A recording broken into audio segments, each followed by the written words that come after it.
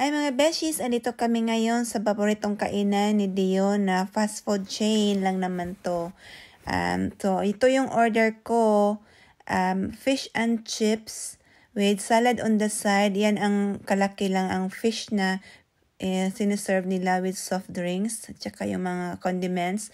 Tapos kay Dion naman ay snack box with snack box ang tawag niyan kasi may dalawang fried chicken na sa ilalim at saka chips. Chips ang tawag ng french fries nila dito.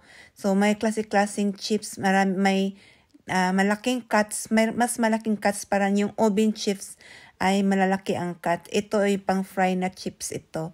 So, yan ang aming pagkain na in-order. Namit ni Dion yung voucher na hinulog ng postman sa amin kasi mas mura siya kaysa regular price nila. Ito mismo sa restaurant. Ayan kay Dion, punong-puno ng chips, grabe.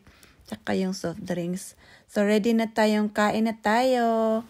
Ito, nilalagyan ko ng vinegar at saka dapat maglagay din ng salt. Pero templado na yung chips. Iyan ang mga ginagawa ng mga Irish dito. Naglalagay sila ng vinegar sa chips and salt. So, nagagaya na rin namin ang mga ways nila. At saka yung salad talaga, mas gusto ko rin yung salad. Fish and chips ang in-order ko kasi nagsasawa na kasi ako sa karne at saka sa chicken. Kaya yan, pero si Dion talagang fried chicken talaga, ma-chicken siya, gusto niya ng chicken.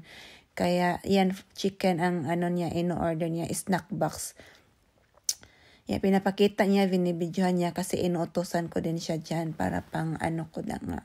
Ito pang for the content nga, sabi nga nila for the content.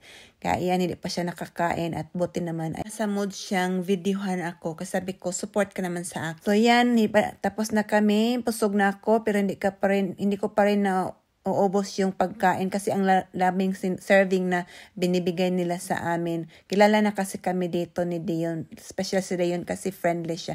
Yun lang po, bon appetit, bye!